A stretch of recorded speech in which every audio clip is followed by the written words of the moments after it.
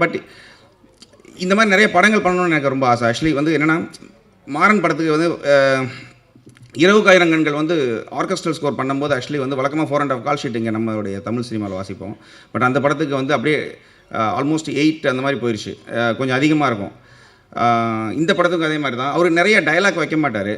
அடுத்த படங்கள்லேருந்து இந்த வசனத்தில் என் பேரையும் சேர்க்கணும். ஏன்னா மியூசிக்கில் நிறைய டயலாக் சொல்கிற மாதிரியே இருக்குது. ஆக்சுவலி போன படம் மாதிரி இந்த படத்துலையும் பார்த்தீங்கன்னா ஆல்மோஸ்ட் நிறைய சேஸாக இருக்கும். இல்லைனா வந்து வித்தவுட் டயலாக்ல நிறைய நம்ம மியூசிக்கலி கதை சொல்கிற மாதிரியே இருக்கும்.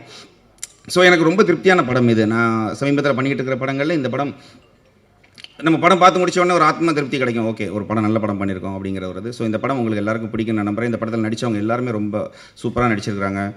டெக்னிக்கல் டீமாகவும் ரொம்ப நல்லா, எடிட்டில் இருக்கட்டும், கேமராமேனாக இருக்கட்டும், எடிட் ஆக்சுவலி அவர் ரொம்ப நல்லா பண்ணியிருக்காரு. இவர் கதை இல்லாமல் கூட பண்ணுவார், ஆனால் சாண்ட் லொகேஷன் இல்லாமல் படம் பண்ண மாட்டாங்கன்னு நினைக்கிறேன்.